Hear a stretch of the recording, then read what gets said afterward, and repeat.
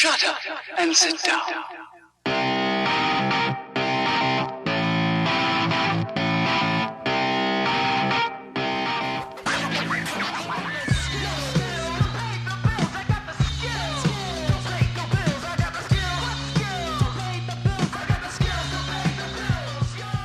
We do tend to, as triathletes, be at the end of a lot of abuse from our cycling friends, if you can call them friends, when we get so much abuse from them, over how much we crash. So, do triathletes really crash that much?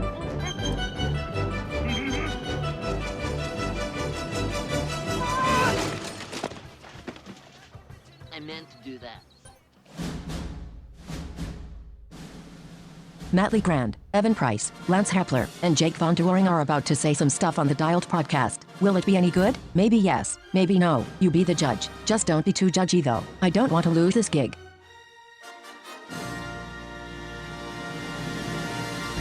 Hi, and welcome back to the Dial Podcast. I am Jake Vondering, and today I am here with Lance Epler. Lance, romance in studio. Oh, in studio. In studio. So it's much more romantic when It's you're in smoother studio. Yes. that way. It's smoother. Yeah. Yep. It's smoother. Yes, welcome back, Thank Lance. you.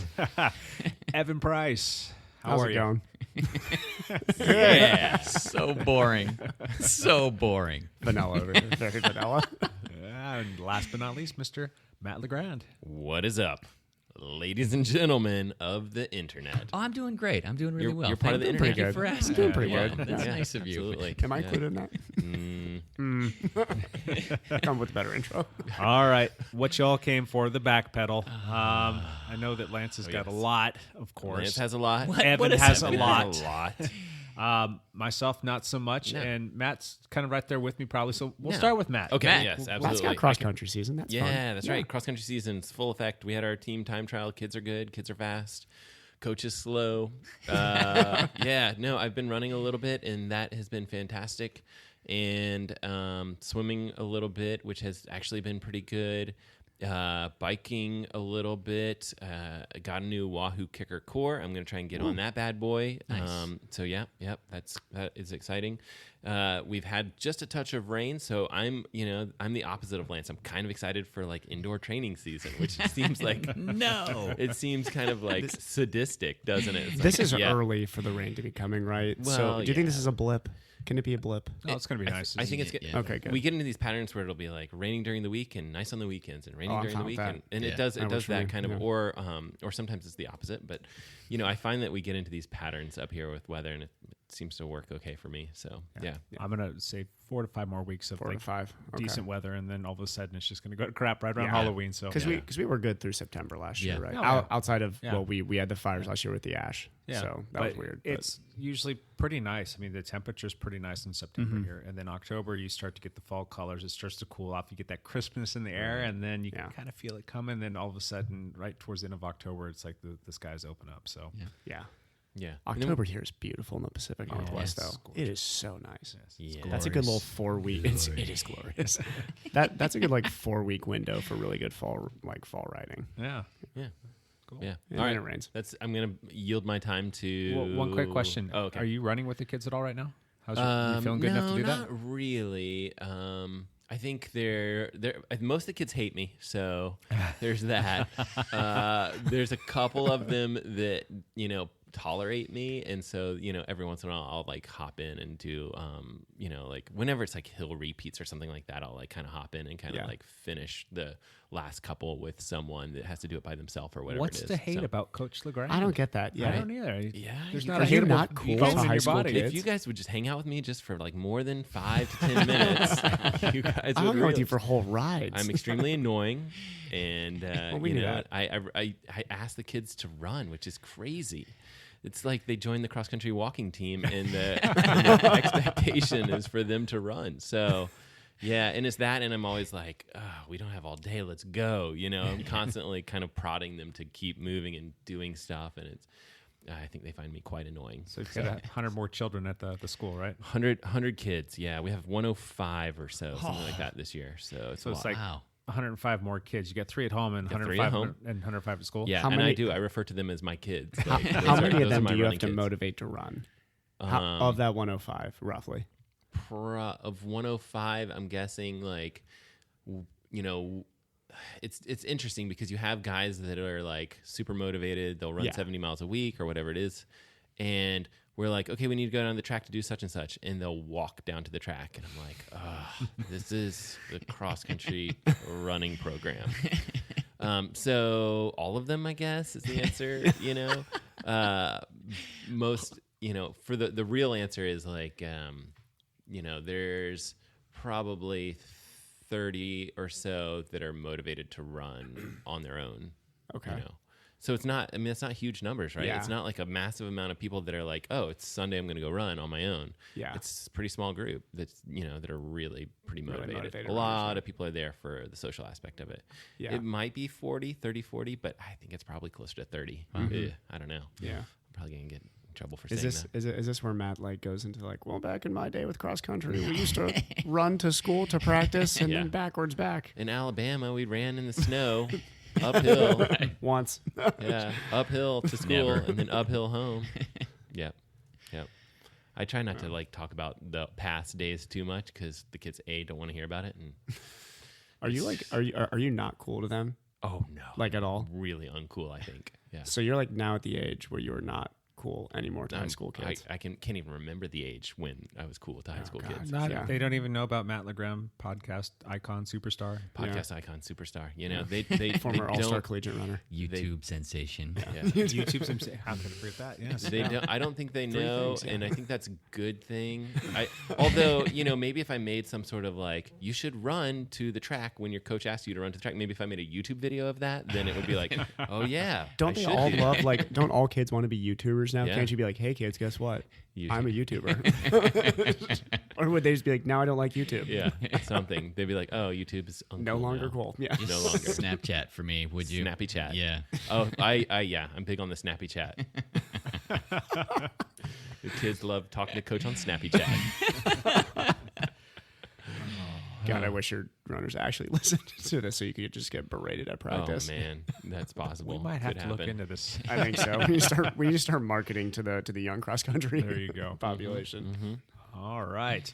Let's jump over to Lance. Lance, how you been, bud? I am great. Winning.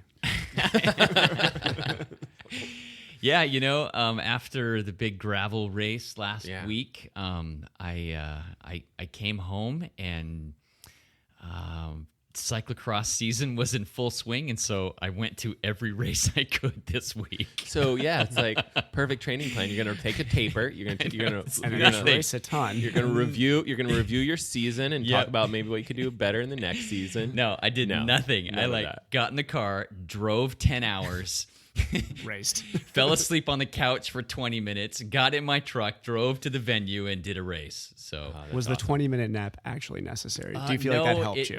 It just happened. Oh God, it was like it was a Yeah. necessary nap. Okay. Yeah. Yeah, so I raced 4 times. I did the on Tuesday night. I did the Portland Trophy Cup race, and it was the Masters 3-4 race because I'm a Cat 3 in cyclocross.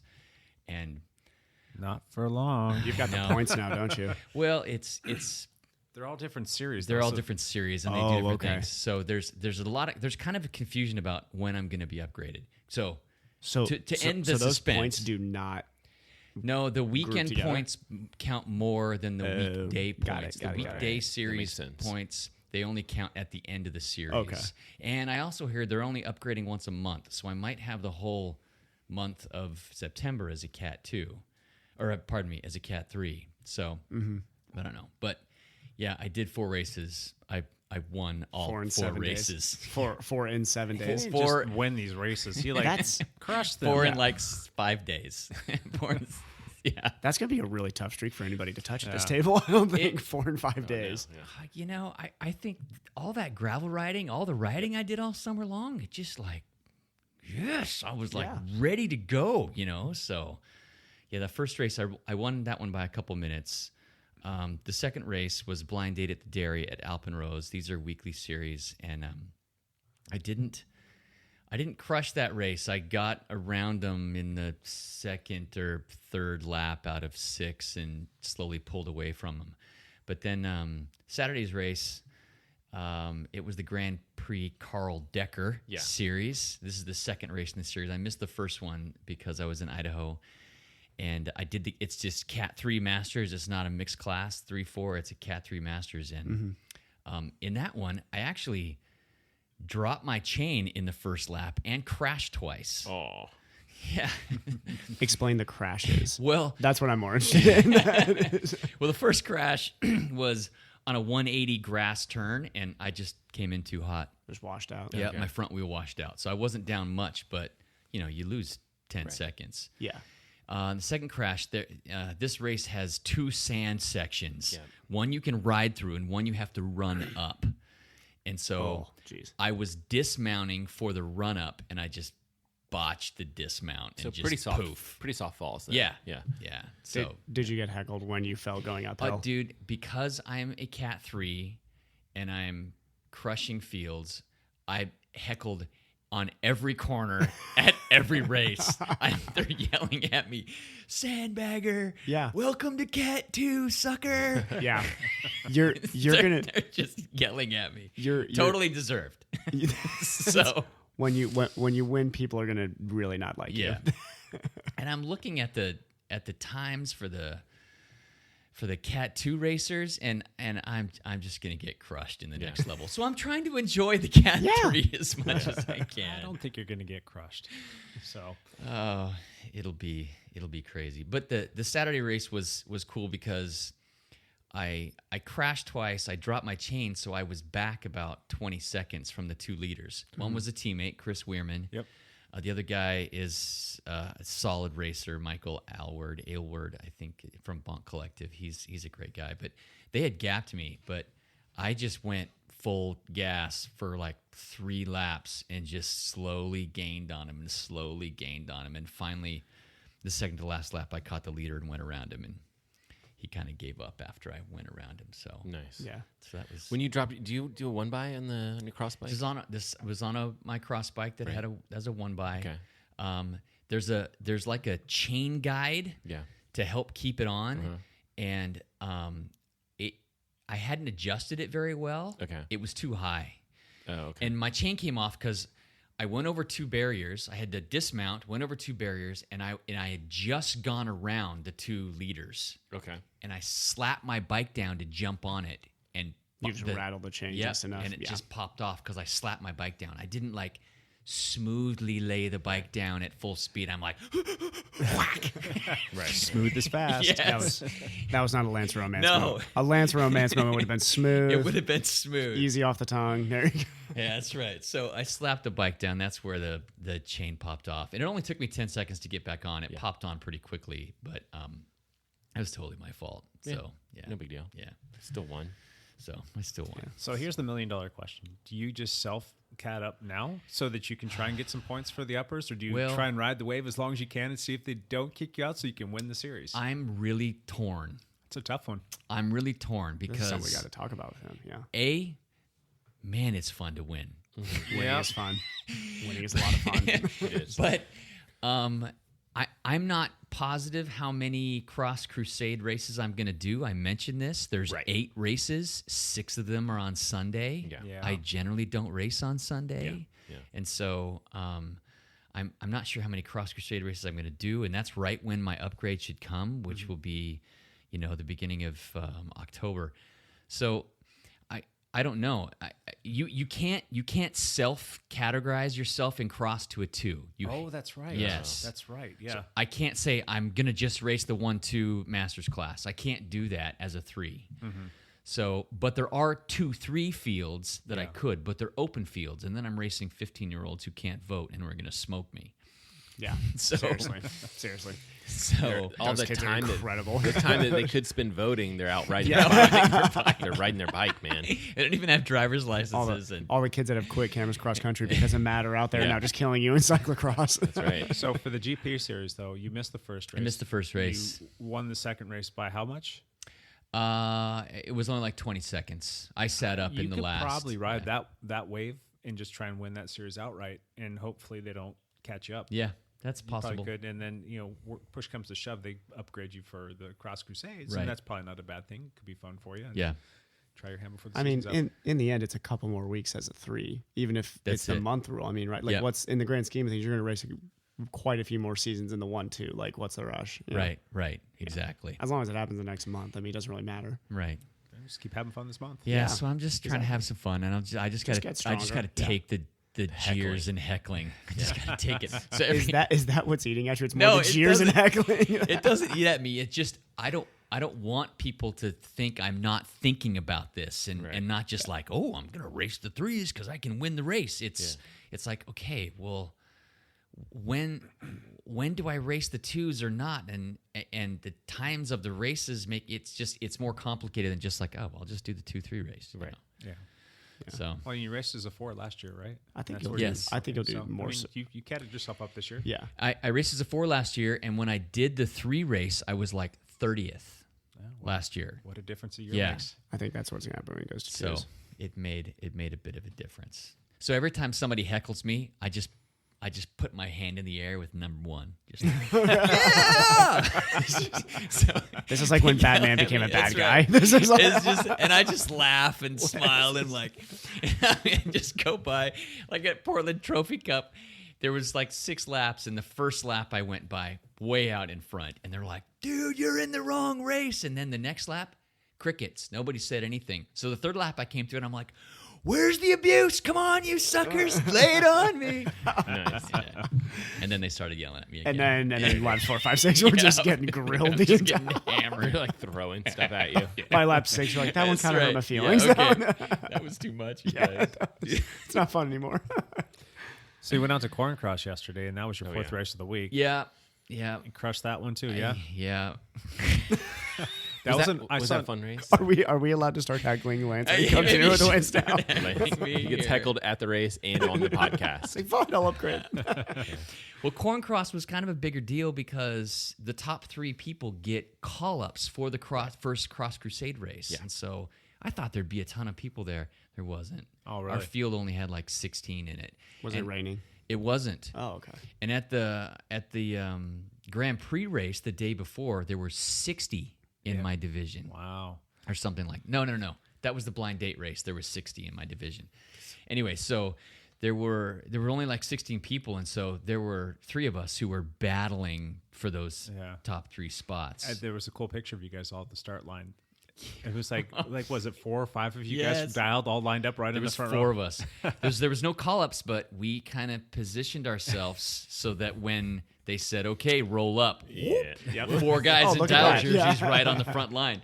And so, That wasn't planned. Where the director's like, line up behind the dial behind guys. the dial guys. somebody- Orange team.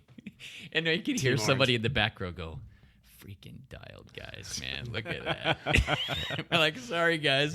You should have been here 5 minutes ago." Join the team. You're on the wrong team, pal. Just get on the team. Yeah. It's an easy switch.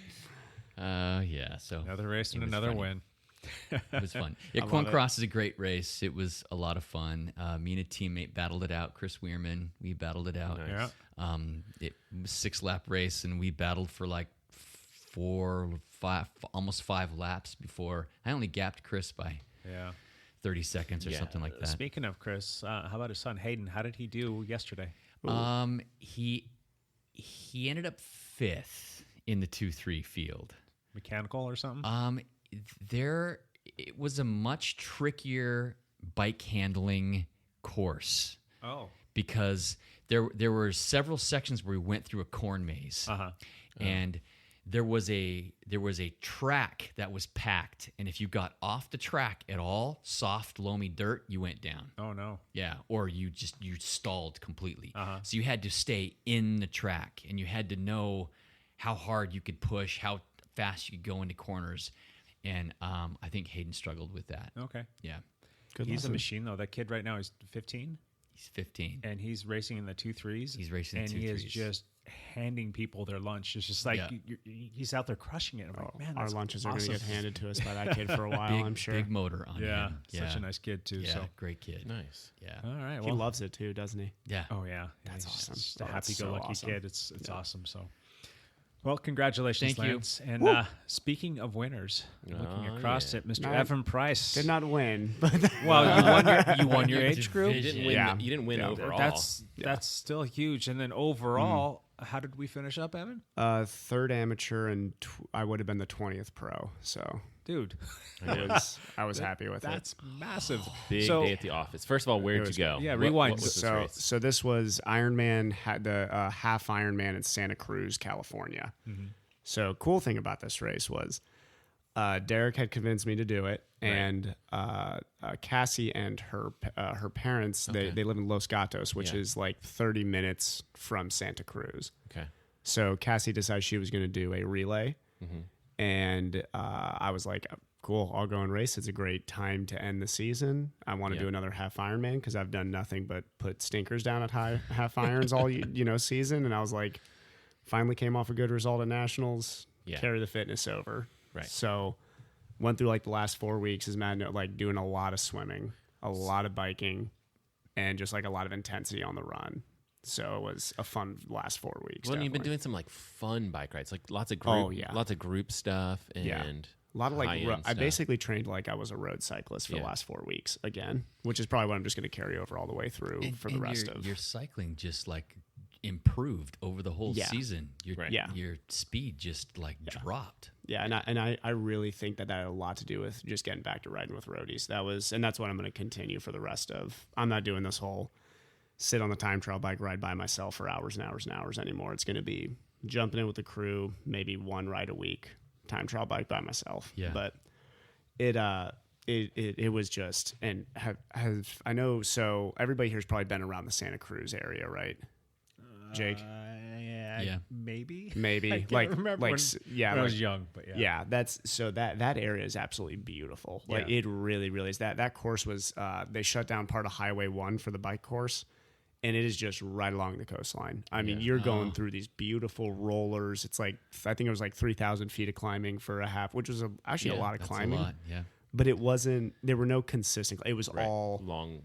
You were either ups and going up or downs, down basically the entire ride, which was great. But the views were just unbelievable. Weather was good. We got lucky. So usually this race will have fog that's on the water that is notoriously shortened the swim many times. So this time we got lucky and came the morning of and no fog. So full swim. So this is where I'm an idiot. So I get in the water to warm up, jump in. I have not swam in an ocean in a good long time. Yeah. I taste salt and kind of pop up real quick. I was like, what the heck? Like, oh my God. This, and like, I'm thinking in my head, I'm like, this water's disgusting. And I had to remind myself, like, you're in an ocean. It's like, oh, duh, it's salt water. And then I probably looked like an idiot, like popping up out of the water real quick. Like I had just swallowed something. But What the what? So I also didn't know this. Salt water actually dehydrates you. Yeah. So, like, I think I didn't really put that into my game plan super well, but that's definitely something for the future. But And there's more buoyancy to it, probably. there as is, well, yeah, and you so can actually I wonder- feel that. To be honest, Interesting, You feel like you're going faster. I think they're faster swims. They definitely are. And it was so I've been putting in a lot of work in the pool in the last 4 weeks. Trying to translate that into speed for this swim, and it was a rolling start. You guys ever done? Lance, you ever did a rolling start back when you were racing? I don't think so. They're more. No. That's kind of the new I thing. like 'em. That, yeah. I that- like like you them a start lot. on the beach and you all run in, or So yes, but how they call it a rolling start because so they'll start the pro men. So the pro men start at 6:50 a.m. Pro women start at 6:55 a.m. And at 7 a.m. they start all the age. So men, women, anybody. You start with, they have these signs held up that say like under 27, Right. which would be like your guesstimated swim split. okay. Then they have 27 to 30, 30, 33, and And yeah, it's chip time, so when you start, your time starts. So when if you wanna cross start, the mat before you get in the water, Yeah. that's when your time and starts. they have 3 people start at a time. They have these starting blocks basically, and every 5 seconds they let 3 people off. So it's boom, boom, boom, boom. Well, that's way better than everybody jump in the ocean and Yes. shoot the cannon. yes, Yeah, it's interesting yes, because it's great. It they're- splits up the race perfectly. Yeah, they're going to this for almost all of their races, and I think it's mostly a safety issue, and it's also a numbers issue. They want to be able to have as many racers as possible, and the swim is kind of a limiting factor. Right. And so I think when you were doing Ironmans and stuff like that, it was like the tradition is, you start in the water, the cannon goes off, you start swimming, you go. Yeah. And now I think almost all the races are starting to this kind of like, self-selected, Rolling start. Yeah. So I don't know. Part of me kind of is nostalgic for like the original, like you start, the cannon goes. Mass starts, yeah. But I had Arizona and it was that rolling start, and I was like, man, I'm not running. I'm not running into people. Yeah, I'm not. It definitely clears up the beginning of the swim, which is nice. It does work. Yeah. And it also really does a good job of the people looking to win the amateur race. It gets you into that race right away. Because everybody that's competitive is starting within the first 2 minutes of the race. Right. So in the first 2 minutes, you got everybody out there. So I was in a pretty big group that was, it's fun. Derek swam great. So Derek left this group. He's off the front. Okay. There's a group of like 10 of us, and we're just watching Derek out there. Derek is trying to bridge the gap to the front amateur group. Of the female pros. Yeah, so we were kind of intermingling with the female pros at that point in the swim. Pretty smooth, like fast swim. That's what I was saying. That you can definitely tell the buoyancy with the salt water. Waves were not bad. This was nothing like swimming in the Great Lakes where it was so choppy. Come out of the water, and this is for the cyclists, they'll love to hear this. There was a 0.35, I think, mile run up to transition. Right. I think I heard about this. You got out of the beach and you just run for what seemed like a really long time, barefoot in your wetsuit. So, oh wow, that's long. And it was you get into transition. I was lucky enough to be next to some guys that I knew who were going to be definitely bangers on the bike, who were going to want to go fast. So we went. Let me think. We jumped out with there were 2 Everyman Jack guys with me, which is me and Matt have talked about this team before. It's one of the better, probably triathlon teams. Yeah. Probably the best amateur triathlon team, at least in America, if not the world. And we got a little bike group together and hit the bike course, and it was just another one of those days, like I said, in Cleveland, where I just couldn't feel the pedals for a while. You just rode great. That's fantastic. It was. I did have to. With the rolling start, it adds that new dynamic of exactly where you are in the race. Right. And the group riding dynamic makes it hard to break. So I was taking very long pulls, but those uphills were not long enough for me to really, and Lance already knows, like I was getting caught obviously on the descents every single time, but I would really hammer up these climbs, and then I'd be like, oh, I finally got the gap I need. And then the descent would come, and we'd all come back together, and then I'd hit the climb again. It was just that, and finally I got to the point where I was like, I'm just going to ride steady because this is just ridiculous. Like, this is not going to work.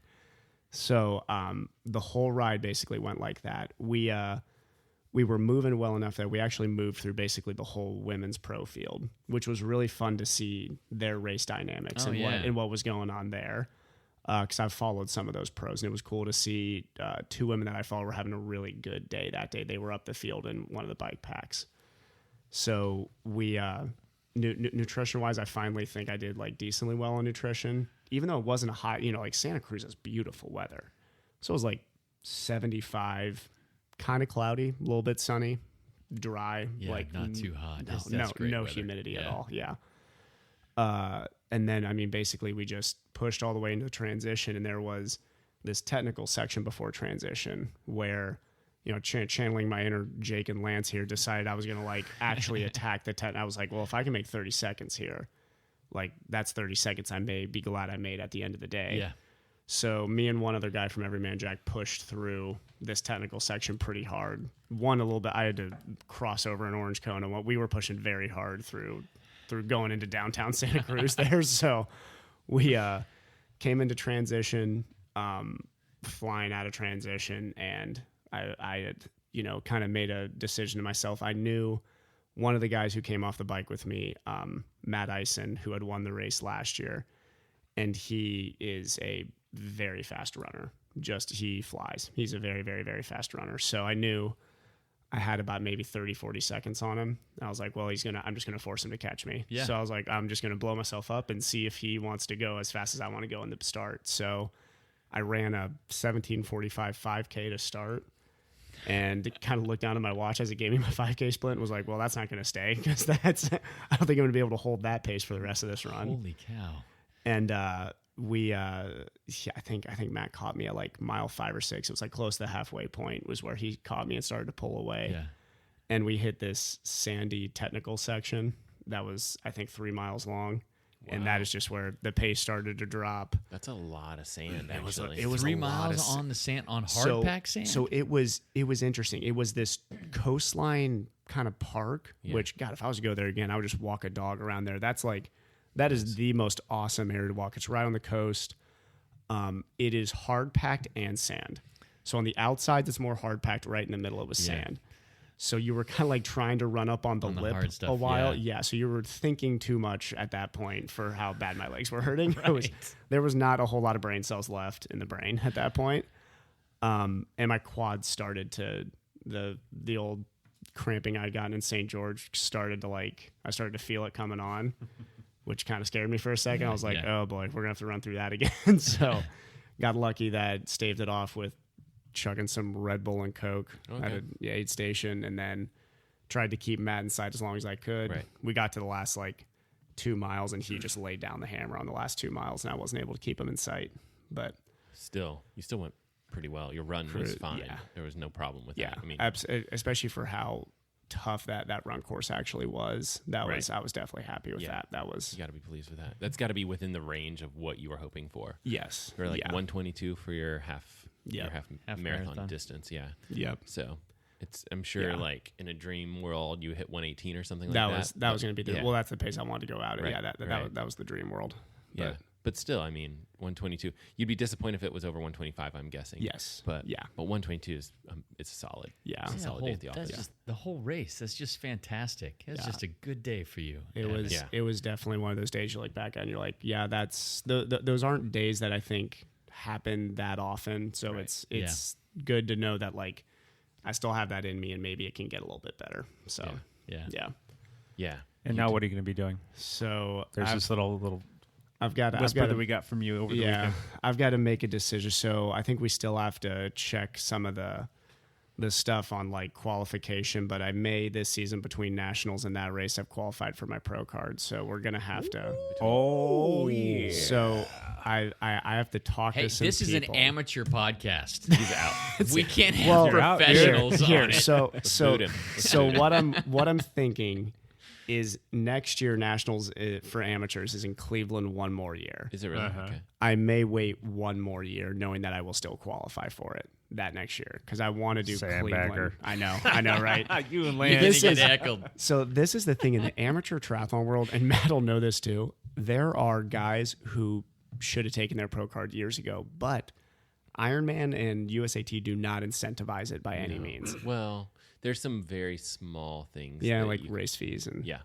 But that's I mean, it. And so race entries, getting into races. Well, Yes, you pay yes. basically a one-time fee, and then at that point you can race all of the races. but you can get into closed races or filled races. exactly. Yeah. That is Well, that is the other big or you thing. can. So if you're basically, if you're not paying for these, then it doesn't. There's no disadvantage into like signing up for Signing up. everything, Right. And Exactly. then just dropping Right. all the ones you decide not And you to also do. get a cool little transition zone too. So Okay, well, here's another question for you, though. I mean, Yeah. age is always the thing that we're battling Yes. against. You're Yes. only going to get older, and Yes. your professional career is only going to get busier with Yes. all of the things that Yep. you have planned for your future. Yep. Why not just get it done? And do so it now? that's part of the reason it's if it happens, it's going to happen this year, next year. That's what I've decided myself. The reason this year would be tougher is because of there's some things going on in my professional life that I'm not sure where they will be Right. this time of next year, August. My next August after that will be much more settled. So that is when I would know that would be a year where I could absolutely focus on it.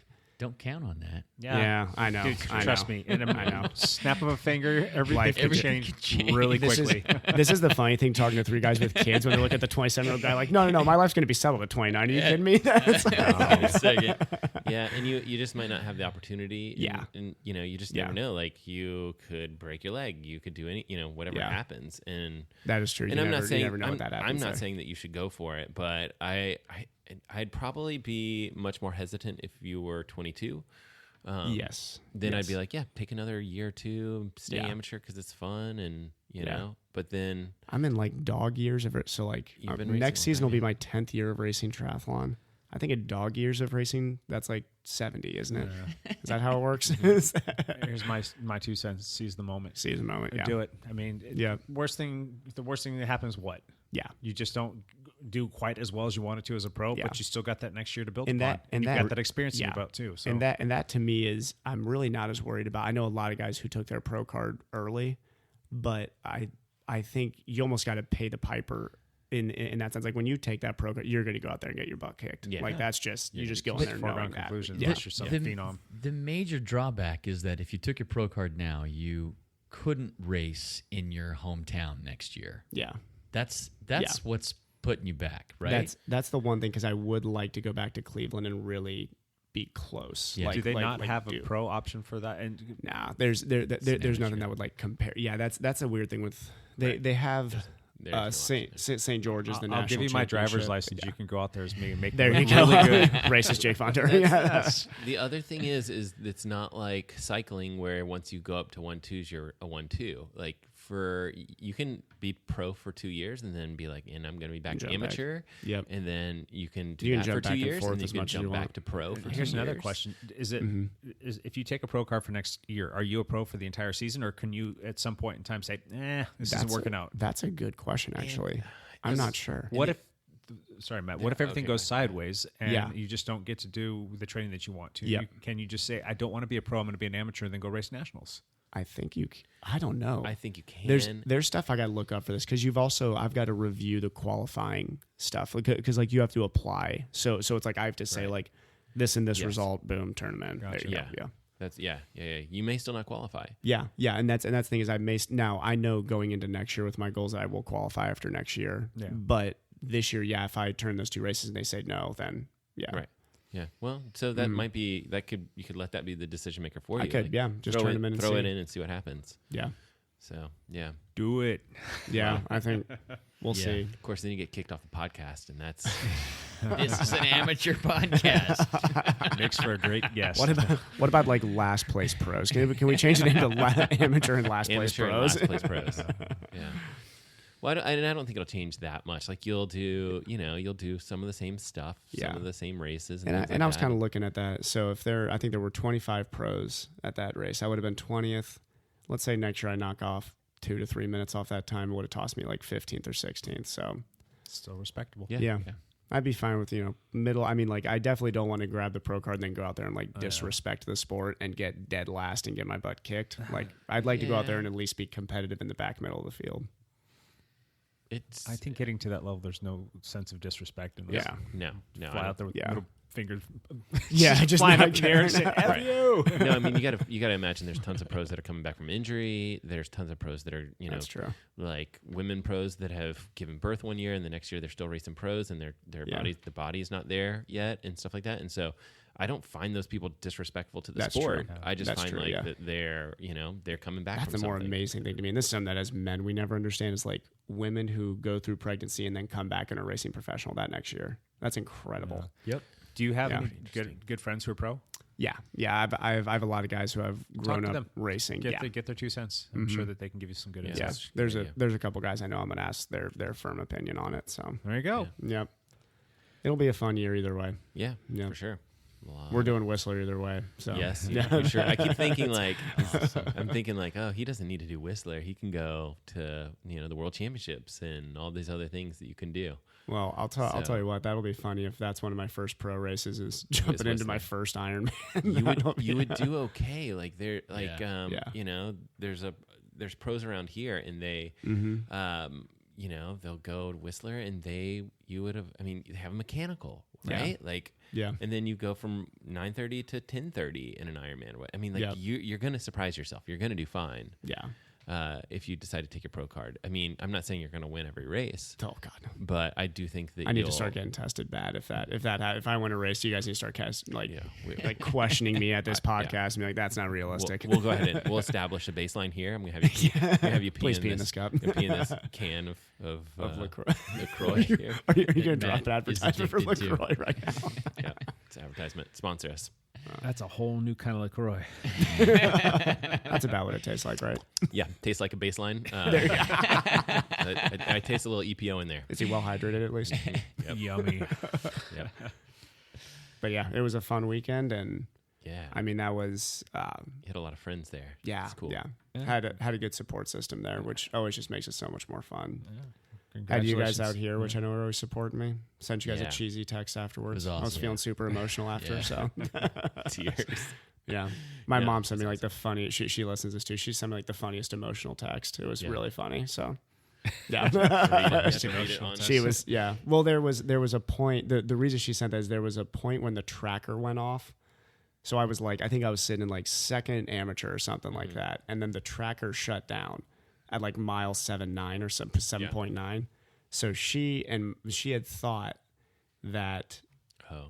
I had like stopped or died off, Dropped out. that I had dropped out. So she was like, you know, obviously not too, you know, sad. She was definitely sad that like potentially, you know, her son's like laying on the side of a road somewhere. Just She's like, he's dead in a ditch. I told him not to run out at that pace. Yeah. But yeah, so it was a good day and fun weekend. Totally. Yeah. It's Fantastic. amazing. Good for you. Yeah. Thank you guys. Yay. Yeah, I know. I feel like sometimes I'm watching you guys race, and I'm like, I'm kind of their fan. I'm kind of like Evan's biggest fan. I'm kind of Lance's fanboy. It changes from side to side of the time. I mean, I remember when like Jake had jumped into the 1, 2, 3 races. Yep. I was a Jake fan for those races. Exactly. Like I know. I was convinced in my head when he crashed in that sprint that he was going to win that race. Like I Absolutely. convinced myself Jake had basically won a 1, 2, 3 race know. in his upgrade. So I know. I'm like, we're like biggest fans. You know? It's good. Jake 1.0, he's dead. He's dead. 2.0 will come back to me. 2.0, man. He's Cat 5 all the way, baby. Oh yeah, that's cool. All right. You That guys was want that to- was a long back pedal, and we haven't even That got was. to you, Jake. Jake, do you want to? Here's the good part. I don't have much going on, so it's pretty quick. Watched a bunch of soccer games with my kids. That was Nice. fun. I Yeah. bumped into Matt down there. Yes, soccer dads. How are the Soccer. kids teams doing? Are they? I mean, Good, yeah. It just Both started. my kids, they won their games, so okay. I think both my kids lost their games. But So my who's- kids did not play Jake's kids. That was gonna be my next That's a question. good Is question. if they played, who would win? They're different ages. They I are think. different ages. Different But genders and, yeah. Jake's youngest daughter Camden is like vicious. She would destroy my boys. Even my like 6. Yeah, she's like 6, but she would take on my 8-year-old kid and just absolutely destroy him. So my youngest is something else, man. She's tenacious. She is, gosh, she is so fun to watch. She Yeah. goes out there and just tears it up. Does she love it? She absolutely adores it. I love to So- see kids that love soccer. It's funny, and I'm not just saying this because she's my kid, but it's not too often you see a kid at, yeah, here we go again. Sorry guys, sorry about that. It's not too often you see a kid at that age that just has this presence on the field that's coupled with like foresight and like is already passing and is positioning herself and is thinking like a couple steps ahead of the game. I'm like, where did you get that from? You know, it's just no, I'm dead because serious. you It's- played it's- baseball growing up, yeah, right? it's innate with her. I mean, you don't expect kids at that level to play like that. So it's really, it's something else to watch. And then she's got athleticism for days and it's just awesome. Yeah. So she's going to be a lot of fun to watch. That's awesome. And my oldest daughter, she's a great player in her own right. I mean, she is a budding athlete that she's got this massive amount of speed in her. Unfortunately for her, she grew a lot over the last year and a half and she continues to keep growing. I mean, she's already, she's 12 years old and she's like How tall is she? 5'4", I think. I mean, it doesn't Okay. sound that tall, but for 12, For I mean, 12, that is she's, tall, yeah. She's grown quite a bit. So it'd be like me putting you on stilts and say, let's go play soccer, Yeah. you know? So she's kind of working on it, but it's starting to come back around now because before she went through her big growth spurt, she was just hell on wheels. She could just fly like the wind. And then all of a sudden she's like, oh, I'm kind of awkward right now. And I hope she doesn't listen to this because you're not awkward, kiddo. You're just growing into your own Yeah. body here. But it's starting to come back to her. And she's learning new positions. And she's always been like a forward. And a lot of times midfield would be like her secondary position. And now she's learning the defensive part of the game. And I think once she becomes proficient at defense and then all of a sudden the speed comes around and she starts to do a little bit more stuff as a forward, she's going to be a very skilled, multi-talented player. So soccer talk And here. that's, I mean, if she's getting more and more Yeah. athletic at a young age Yeah. too, she can develop into the skills. I mean, American soccer is a much more athletic game than the international game. It really is. Yeah. Bigger, Well, stronger athletes. And she's at that age now where I can actually, kind of kicking around the idea of taking out and start working on some plyometrics and some agility drills and some sprint drills and some resistance training, things like that that would actually serve her well from a physiological standpoint. And just like the whole Yeah. proprioceptive stuff will start to kick in and there's just going to be a whole adaptation phase that will happen for her that will help her expedite this growing process. So should be fun. Yeah. We'll do that. That's then awesome. My my son is he is just ramped up and pumped. I ordered him his first cycling kit because he's going to race with us in 2019. Nice. That's So awesome. he was like, all weekend he's asking me questions about the kit. He's like, do I get gloves too? And do I get an orange water bottle like the team gets? And I'm like, yes, sir, buddy, you get one of those as well. So he's all pumped up. And he's like, well, what about when we go out and like to the road races? You said you're going to take me to the road races. Do I just ride my mountain bike on that? I'm like, no, we'll get you a road bike. And his eyes just like lit up. So yeah, he's all pumped and jazzed about that. You got to plug in the old Tour de France tapes for him now. Yeah. He's going to start. Well, and here's the other thing is he loves triathlon. So I'm like, Oh, man, we're going to steal him. Your dad's not a triathlete. Your dad right now would sink in the swim. Like your dad has no arms to do nothing. So I got some people though. I'll have to introduce you. So you guys will have to help him out with that. Oh, yes. No problem. He's pumped about running middle school in middle school they've got the cross country team for the boys. So he's pumped about that. He's already on swim team and doing swim lessons, and then he's gonna be racing bikes with me and starting in the spring. So these could come around. These are the kids that are going to be. Yep. We're going to be like 40 something, and they're going to be kicking our butts so hard. Yeah, when we're 40 something. When Matt will be what, 2 years older than me then? I'll be 80. Yeah.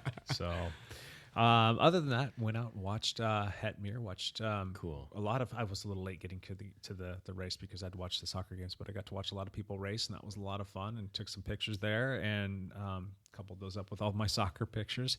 And what else happened? Oh, we had our team party last night at Hub Brewery. How was that? That was actually a lot of fun. was We had fun. quite a few people. It was Nice. pretty packed house. Had quite a few people there and got to all hang out and just kind of celebrate the end of the summer season and the kickoff of the cross season. That was fun. Nice. And the one fun bit of news that I had for this past week on Friday, my new bike frame arrived. So I get to build that up one of these What? days when I've got two working hands. Is it BMC? It is a BMC. Okay. Correct. It's the it's not the time machine that we're looking at here in the studio, but it's actually the team machine. It's Team the machine. SLR1 disc. Okay.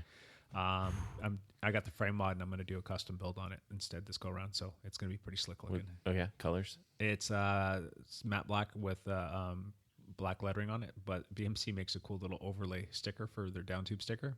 Nice. And it's orange, so it's going to have the team colors on there. Whoa. That's awesome.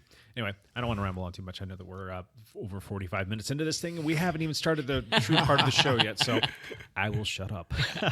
All right, let us start with our first topic, and we're going to talk about bike handling. And I'm looking at the two triathletes across the table because you guys are like consummate professionals and just fabulous bike handlers, and they're going to talk to us about all things triathlete bike handling skills. So, tips, tricks, do's, don'ts, stories, and then channeling your inner Peter Sagan. Yes. So, bike handling. What are some tips that you guys have? What are some things that you can put out there for the folks who maybe need to work on their bike handling skills? I'm trying to There's no like quick fix for this. I think everybody. Yeah, there is. It's funny. There is a quick fix for this. Yeah. Yeah. It's I like, was you're gonna be thinking, like do cyclocross. I was thinking like years and years of racing with road cyclists. You got to ride on the dirt. Amen. Okay. Yeah. You've got to ride on the dirt. Riding on the dirt it forces the bike handling because when you screw up, you crash. And generally the crashes aren't That's bad. so bad because you're not going as fast and it's softer landings because you're in the trees or in the dirt. But You think mountain biking or do you think cyclocross type stuff? either way. Does graveling go into there or not quite? It depends on the person. If you are comfortable in your own skin and comfortable with bikes, I think that you can go straight to a cross bike. But if you've got somebody who's very apprehensive, very like sketchy or skittish about riding in the dirt to begin with, let them start with a mountain bike with a wider tire that's going to give them a little bit more of a footprint to work with. Yeah, that's good. But if you do start with that mountain bike, though, transition yourself to a cross bike because that's where it'll really kick into high gear. Triathletes are traditionally terrible bike handlers, and it's not just because of triathletes. It's because time trial bikes are squirrely. Well, it's just a different animal too. It's a whole different balance system when you're in a time trial position. There's more than one negative, right? There's that, and then there's a lot of time trials. They're never going to bike with another biker. They can go they can go ride in the middle of the road by themselves, put their hour workout in, and then come back and put on their compression socks. And a lot of indoor put on their compression socks. I had to think of something clever. There's a lot of indoor riding in the triathlon world true. too. That's true. Which is, I mean, when you think about it, for the sake of triathlon, it's usually a pretty good idea. Because I mean, I think so. Yeah, well, here's another thing. well, When you you do come have to to- you have when to you come to race. triathlon too, both of you guys. Well, Evan, you're a little bit of an anomaly here, so I'll Yeah, talk to yeah. Matt. I Matt's came your- from cycling, Matt is your but yeah. stereotypical triathlete. You came to the sport as a runner. You Yes. Yep. weren't a skilled Right. cyclist coming into the sport and saying, "I'm going to try Right. this new sport. I've conquered everything bike, and I'm going to go triathlete now." So Yeah, you no. don't have that bike pedigree. You don't have that bike handling. Yeah, and background. literally, you go from being like, I rode a bike when I was 12, and then Yeah. I started running, and that was, and then you're like, I might have ridden a bike to a class in college once, and then it's like, and then another 15 years went by, Right. and I got on the bike again, and so you're really starting from scratch. Yeah. Which is, it's different than when you're a kid and and you're on these bikes and you're like taking turns for fun with your friends, and you're doing jumps and stuff like that. If you're starting this bike stuff and you're 40, you just don't want to crash. So you're tense. And so my recommendation for people is you need to relax out there. You need to relax because if you're tense, I feel like things don't go well. I don't think you can move as well. And I think bike handling things, they tend to get really dangerous when people are tensed up. And I also think people should practice riding in a group. I think when you only ride by yourself, you don't have this encouragement to work on bike handling skills.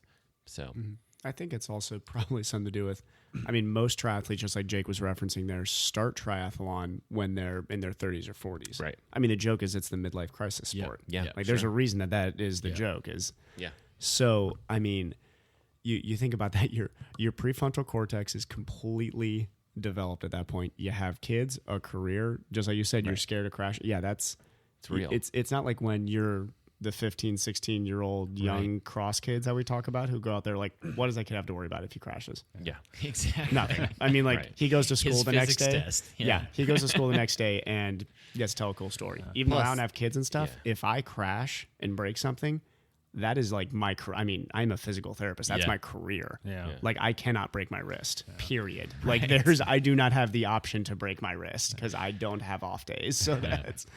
Well, there's a lot more people that come to the sport of cycling in general that are not triathletes, and they're new to it because it's a fantastic way to get exercise. It's a fantastic way to move yourself around. Like if you're commuting into a city, especially where we live here in Kansas, Washington, to get into Portland on some days, in your Jump car, on a bike, it could take you an hour and a half because you're sitting in traffic. You can hop on your bike and you can be downtown in 40 minutes from where you're really, at. 40 minutes. Yeah, So- honestly, about 45 minutes, I think, almost on the dot. Yeah. So there are a lot of people who commute, and Portland is known as a biker city. So there's a lot of people who are like, you know what, I'm going to ditch the car. I'm going to get myself a bike. Well, they don't have that skill set of handling a bike, especially when it's a little bit crappy weather out or slick or whatnot. So you're going to learn real quickly what bike handling skills are all about. But there's a lot of people that just you get to that age of say 35, 40 years old, and then you're looking down like, man, I've got an extra 40 or 50 pounds of me. I need to do something about this. And someone says, you should give cycling a go. Well, they might jump on a mountain bike, they might jump on a road bike, and they're going to go out and start riding. And it's the same thing. They're going to come to something as a new person, and they're not going to have these skill sets. So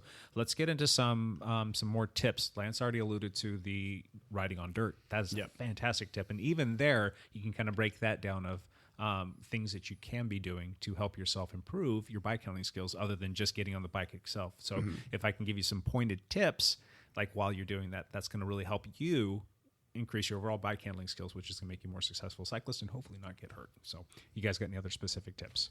I've got some for triathlon. So let's think. We've mentioned on a much earlier podcast the in the aero position grabbing nutrition in bottles.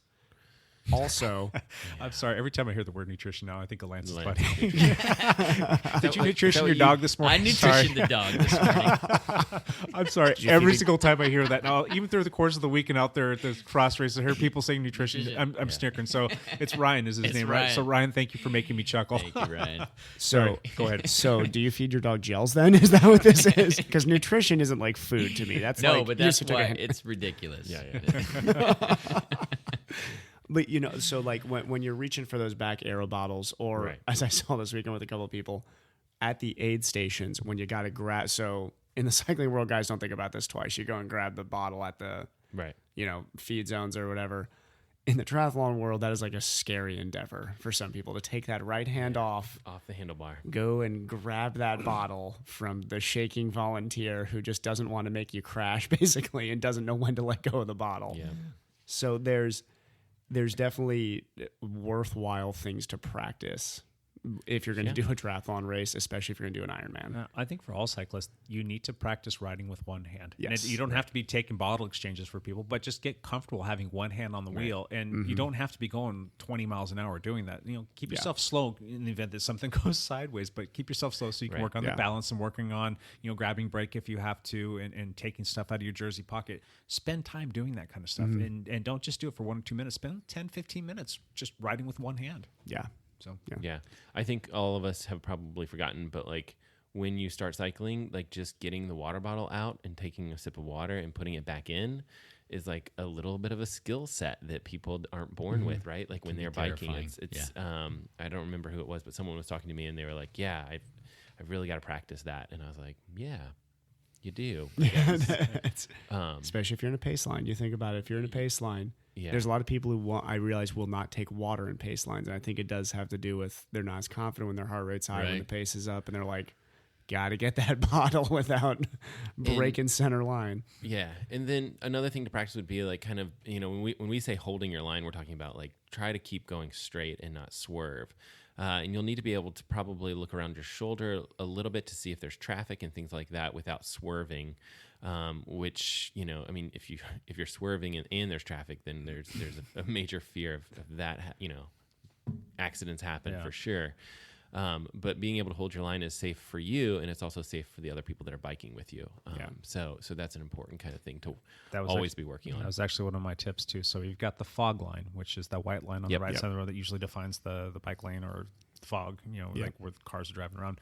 Practice riding on that line and don't deviate from it. And once you get that part down, practice riding on that line, taking something out of your back pocket, taking a drink of water, riding with one hand, or working on increasing or decreasing your speed or braking. There's all those things you can do on that white line, and it's except for turning on it. Do not turn on the white line, especially when it is wet out. Please don't do that, and don't do this. Don't ride on that white line when it is wet out. Please. That's a good point, Matt. Thank you. You can also get like rollers are great to practice that too. Oh, yeah. Rollers, and the thing is with rollers is if you fall, it's just funny. If you fall outside, obviously there's going to be some consequences. If you fall in your hallway against the wall next to you, that's just something you laugh about. So I think forces you to hold that line. I think it was my kind of after my second year of biking, I got a pair of rollers, and like that. I mean, your skills improve so dramatically because it just smooths out your pedal stroke. And so people are hearing the word rollers. Matt, you want to explain what rollers are? So we'll probably talk about bike trainers on this podcast all the time, and we might mention rollers, but trainers, these are things that oftentimes cyclists will do indoors. So let's say let's say we're talking about Lance here, right? Like Lance hates to ride indoors. But when it's icy out, when it's absolutely icy out, and he has no other choice, he grabs his mountain bike, and it's maybe he grabs his mountain bike and fat bike. He realizes that the mountain bike has got 2 flat tires, and his pump is in Idaho, and his other 3 mountain bikes also have 2 flat tires. And all 8 of his bikes were stolen by Evan. Yes. Then he's like stuck doing this indoor workout, and so he has the choice. He can he might have a pair of rollers, which is actually it's interesting. It's basically like 3 pins, like think of them like a drum, kind of round drum thing. A round drum, and you can put the bike on it, and it's pretty tricky balancing. But what you can do is once you get up to speed, the drums are spinning, and your front wheel and your back wheel are on drums, and so you balance on these drums, and it's pretty. At first, you're like, how's that even possible? But it's pretty neat once you get going and once you get used to it. A gyro or a gyro, whatever it is. Yeah, the momentum keeps you right. upright. And it's it's somewhere around 14, 15 miles an hour or so is when you kind of get to the point where you're stabilized. Which isn't that hard to do on rollers because remember, these are fairly flat, and there's other things too, like you have to pump your tires up and things like that. But they are tremendous for making you like smooth out your pedal stroke, because if you slam on the pedals or if you jerk the wheel or anything like that, you're not going to be able to stay on the rollers themselves. So I think they're a great tool. I don't think that they're like a must-have or anything like that. I think it takes some practice for sure. Yeah, if you're interested in learning more about them or even what they are or how to get on and off them, there are some great videos on YouTube that you can pop on, just cycling rollers. So yeah, I think it helped me a lot. Just like I basically spent like a winter doing it, and then I went from hanging on a pack of my friends, just barely hanging on, to being like one of the leaders for that group, which it wasn't like the Tour de France or anything like that, but like it was a significant improvement, amongst my own personal peers and things like that. And I pretty much attribute all of that to a winter of doing workouts on the rollers and stuff like that. So I also think, and then when we mentioned bike trainers, we're talking about either your rear wheel coming off or locking your rear wheel in and picking it up off the ground so that your rear wheel spins when you pedal, but you don't actually go anywhere. So you can do indoor workouts that way as well. Yep. Any other tips or tricks for bike handling skills, guys? Anything that you got? Get comfortable with bumping into each other on the bike. That's actually, if we're going to talk, I'm not advocating to be the guy who is grabbing the back of people's saddles and holding on so that they have to pedal you and stuff like that, even though that's kind of funny. But you need to be okay with me and Lance. Have talked before that we mentioned on the St. Helens ride, we bumped into each other a couple times and everything on descents, and it's fine. You just got to be able to be comfortable. If you want to get into bike racing, you need to be comfortable with that, because it's going to happen. No panic. No. With, riding an inch and a half from your wheel or your handlebars. Yeah. And challenge yourself to be more comfortable getting right onto somebody's rear wheel. You'll also realize you get a really, really nice draft benefit there. I think about my older brother a lot when we talk about some of kind of these tips and tricks and things like that. And I remember being like, hey, you should try to draft my wheel. We would go out for a bike ride together, and just trying to explain what the draft is and why it, because basically if you think about it, that's a huge part of bike racing.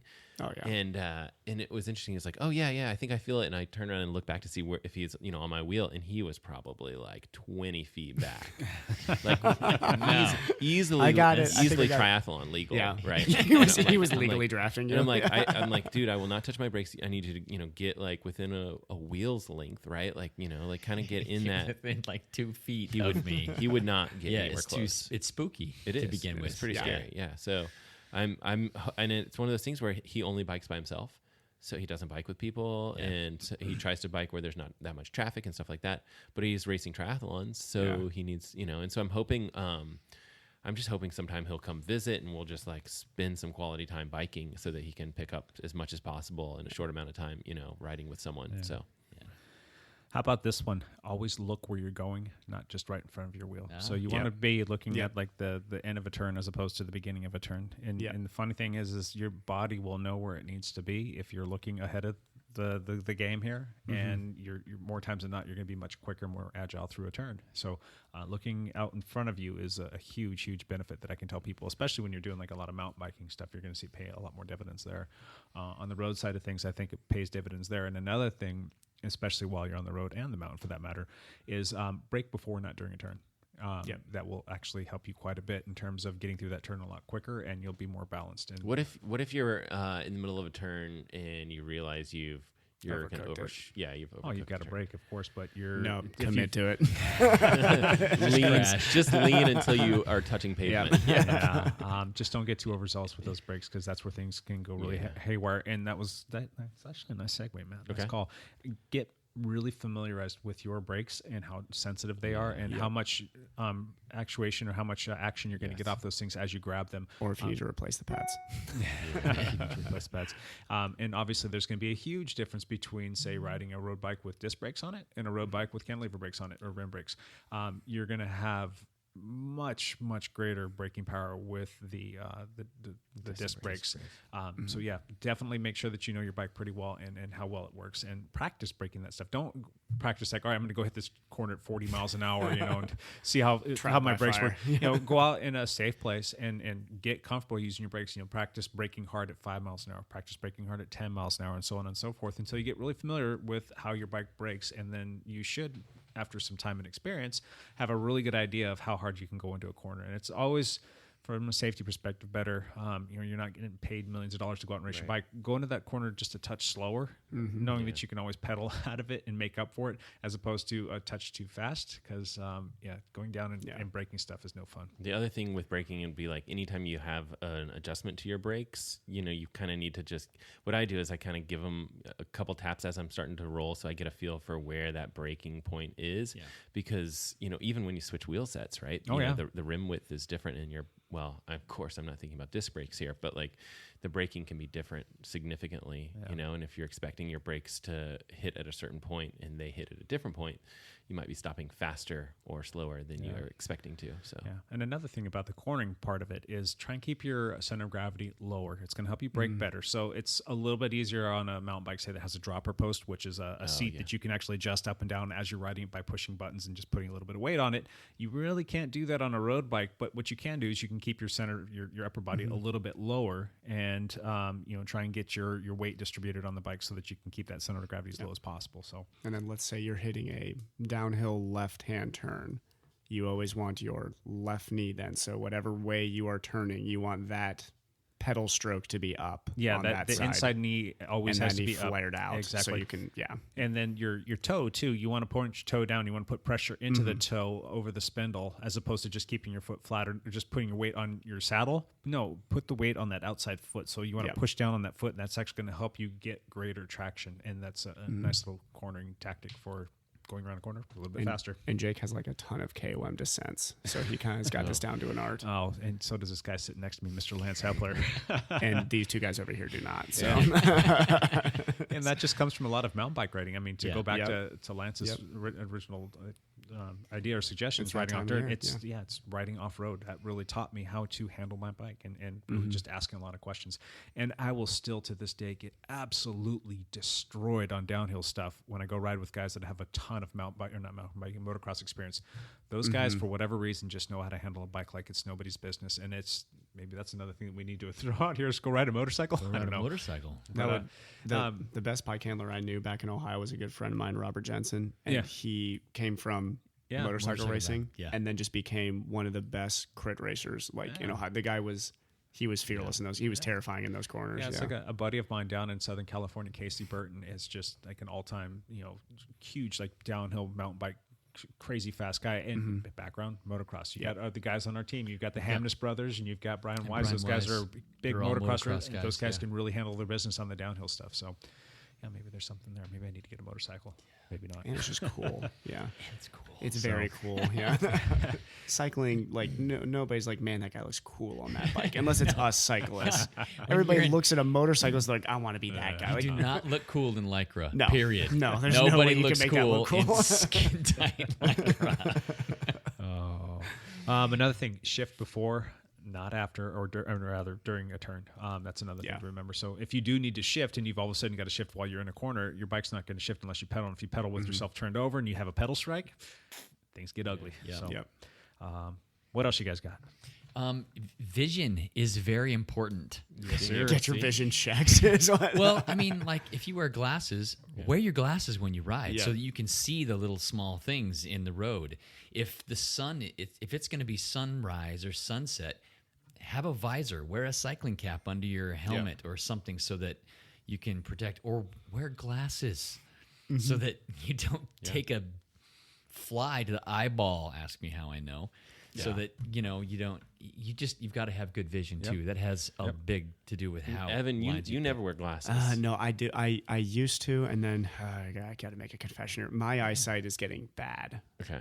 Bad. I am legally blind in my left eye without corrective lenses. So Oops. I am. Yeah. And the eyesight's not getting. I'm kind of in denial right now. I'm like, no, my eyesight's not getting worse, but it's getting worse now. I've ridden a lot of miles, and eyesight aside, wear glasses for protective reasons. Right. There's so much crap that can fly up and hit you in the eye. I mean, I think my issue is as my eyesight's gotten worse, because I used to always ride with sunglasses no matter what for those reasons.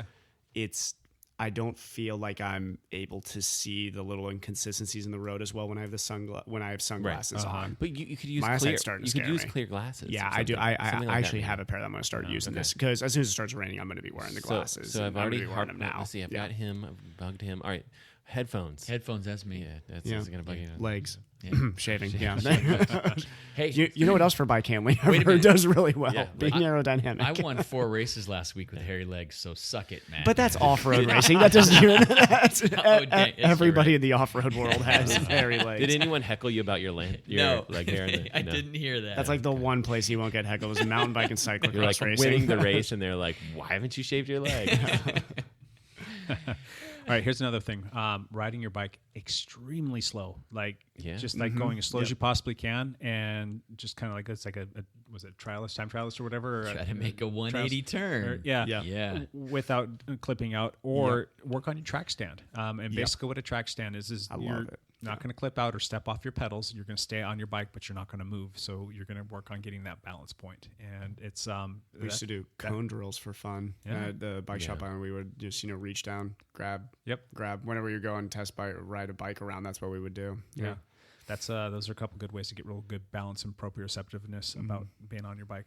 Just having that good spatial awareness. Yeah.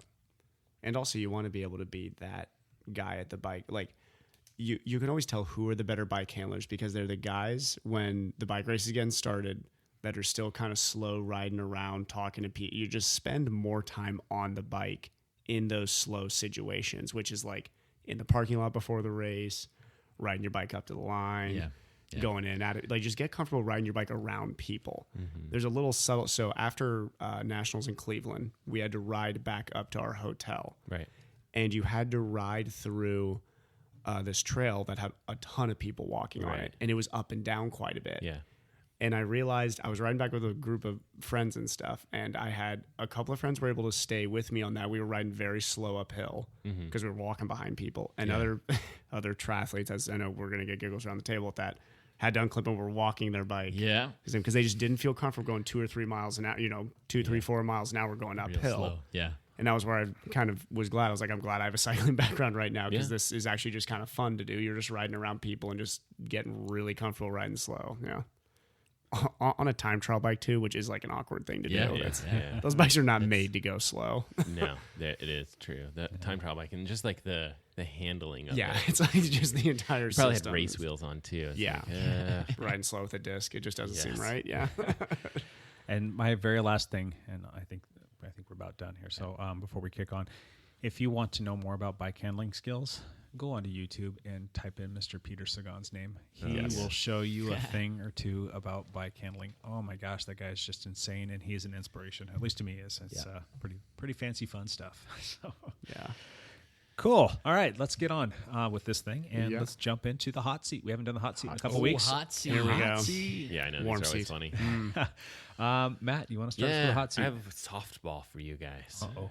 All right, if you weren't doing cycling, all cycling, that's cyclocross, road, mountain bike, what sport would you be interested in doing? We'll exclude triathlon from this too. Yeah, no. So for you, if you weren't doing triathlon, Yeah. and you can't just say road, Yeah. Yeah. swimming. Yeah, I biking. gotcha. Okay, we can start with Jake Von Duren. Jake. Oh, geez. What sport would I be doing besides cycling? Yes. There's You other could not- sports? yeah, I mean, like, I don't know. Cycling dies all of a sudden. There's no more cycling. the They've recycled all the They bikes take in the all world. the bikes in the world. They confiscated Lance's house. You know what? I have a pretty deep passion for snowboarding, and I used Snowboarding? snowboarding was just like that was Really? my end all be all. I used to snowboard all the time. I No, used this to. is awesome. I didn't know this. And then back in 2010, I had a pretty nasty spill. Yeah. Broke a binding before I went off a big tabletop jump going through a border cross. I mean, this was one of those tabletops that's probably 20 feet high, and like the top deck was maybe like 30 feet long.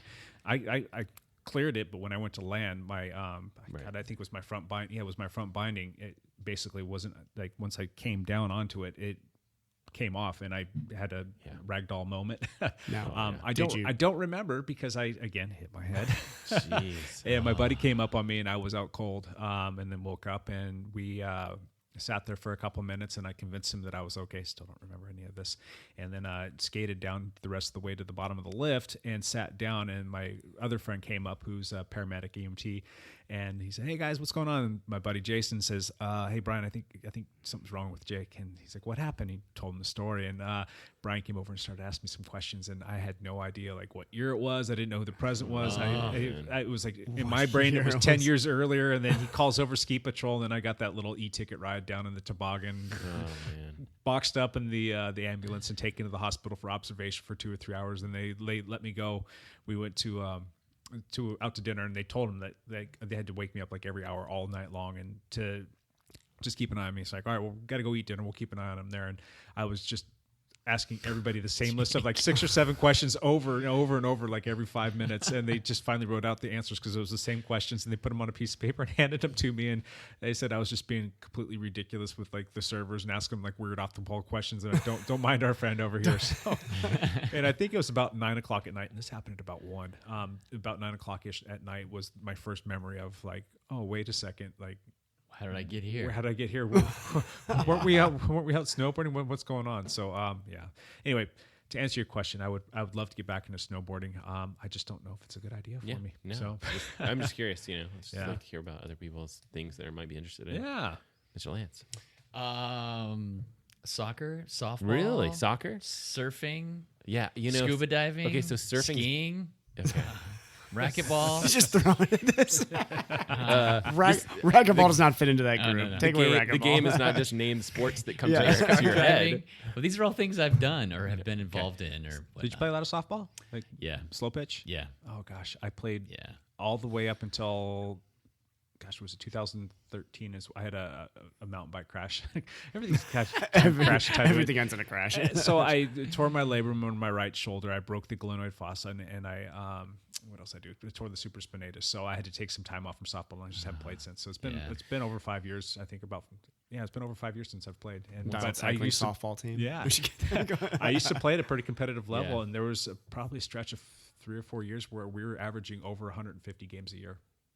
100. You're playing every other day. Well, we were playing in league nights, Yeah. usually like 3 nights a week, and then playing tournaments on the weekends. In a tournament, you can play sometimes 7, 8 games. So my we were gosh. adding them up, and we were playing. In Southern California, you've got summer and summer light, so we Yeah. played Yeah. year round. And you play Year-round. tournaments year round, and you just play ball. So Southern California is just this magical land where it's always like Yes. 12 hours of 14 hours of sun every day and just 75 degrees and beautiful. yeah, Evan, what sport? Soccer. Yeah, soccer. I played Nice. a year collegiately. Yeah. No, I'm putting play in quotes. yeah. I sat the bench for a year collegiately. So That's cool. you know what, Yeah. Evan? I think I might have to join you on that one. After watching my kids play, soccer's so much fun. I think that might be Yeah. something I would. I try grew out, so. I grew up absolutely loving the sport. Now, my little brother was a very, very good soccer player. Yeah. I was a very, very slow soccer player, so not a lot of sprinting skills. Yeah. Mrs. Romance, she still plays I know. 3 times a week. Or Mrs. something. Really? Romance. Mrs. Romance. Mrs. This Romance. is the Mrs. region Romance for to it. you. I mean, we got like we got I mean the good whole soccer, yeah. Cascade MLS rivalry between the Vancouver team, the Seattle team, and the Portland Timbers. Yeah. This is a big region for soccer. Yeah, they like their soccer here. How Oh, about you, yeah. Matt?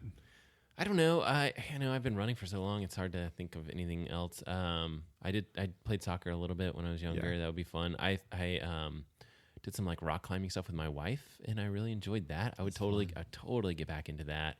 I've always wanted to try surfing. So Lance, you just got to teach me. Surfing and rock I've only climbing. done it a few times. Okay. That would be something I would love to. I know. I get would into. try that Yeah. for sure. I just would wants do to that. live in San Diego, surfing and rock climbing. Yeah. There you I go. got one other one. Does competitive fishing count? Is that a sport? Yeah. Yeah, that's absolutely a sport. Yeah. No, it does not. No, that is not sport. Oh, shut down by Mr. Romance. Yeah. All right. Evan, hot All seat right, it. here we go. If let's say there's going to be a disclaimer to this. Let's say Lance does not take the upgrade until the end of October. Okay. How many more races does he go? How long does his win streak last? Ooh, that is a I good want question. to give an over under for this, but I think we should just take number bets. I'm going to write them down. That's hard because cross, there's so many things that Yeah. can go sideways, mechanically speaking. Yes, quickly. exactly. Yeah, but he already had mechanical things go sideways, And he still won. won. So. I got. Yeah. Okay, it's Jake, true. what do you think? Number. What am I marking you down for? 5. Okay, Jake says 5. 5 more. Five's a from That's now. just a week Yep. for Lance, though. So I mean, Yep, exactly. That's one more week is what he's got. There's only 3 races next week. oh, okay, so a week and a half. Sorry. Okay. I got 7. which is ridiculous. 7 wins. With 7 additional wins, which would be unbelievable. I'm gonna top that, and I'm gonna say 8 wins. No. I'm gonna say 8 wins. There's If he's racing No. 3 times a week through the rest, that's a win streak for the next 3 weeks, basically. yeah, that's crazy. If I do 2 more, I will be like thrilled. Because, man, every time I line up at one of those races, it's like, dude, there are like 8 guys who could smoke me here. Yeah. just So on the this is a right whole corner. different ball of wax. But when you first got into cross racing, you had a pretty steady streak that you started when you did, first got into actually. it. What was that streak? It was only like 5 races. Gotcha. It was 5 races. Yeah. Because it was 3 Cat 3s and then 2 Cat 4s. Okay. There was, So- but those were bigger races. They weren't the, So your next win, if you win the next race, you will have tied your record at yeah. Cat 3. Yeah, that's true. That's spectacular. my You guys are putting the pressure on me. And Yep. I'm starting to sweat I like over it. here. I like it. my win streak is still intact for cross racing, although I don't get to, take another stab at it until next year. But yeah, I don't think I'll quite reach Lansdom. Lance.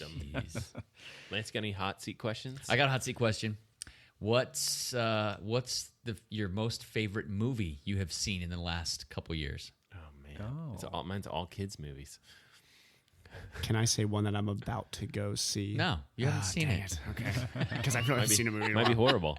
Oh, wait a minute. Hold on. Oh, I've got to think of the name. Make me last. Hold on. A movie that comes to your mind that you really liked in the last year. So there's this movie called Baby. I think it might be called Baby Driver. I didn't think the movie was that great. Ryan but Gosling? Was that a Yeah. Ryan Gosling? And movie? No, what- it wasn't Ryan Gosling. No, It no, was, no. Who is the? Oh, it's the other young kid. younger. There's a young guy. And the- blonde But there was guy. some interesting things, like if you watch the way that they cut the movie, where it's all to a specific like music album, Exactly. which I thought was extremely well done. There's actually I don't know if it's like the opening scene or whatever it is, but there's this scene in there where he's just like basically walking and picking up some stuff. I watched that scene and I'm like, how on earth did they do this? that's Like cool. it's amazing. Like every step is to the beat, and then they do a single take on the shot or whatever. The cinematography is just amazing. And you look at it and it just goes and goes and goes. And it's like, how did you do this in a single take? Because all this stuff hits to the rhythm of a particular song. And like, it's just crazy. It's a single shot. Like, I don't know. I still don't know how it's possible. That they did Baby it. Driver.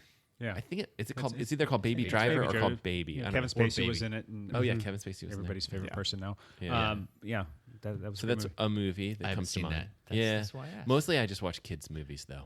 But now my kids are getting slightly older, so they can kind of watch some of like the superhero movies, which are, So I thought like Guardians of the Galaxy was really Yeah, good. those are great I thought it movies. was really good. Yeah. So I mean, that works. What about you, Jake? I'm kind of right there with him on the Guardians of the Galaxy. I think that was really good.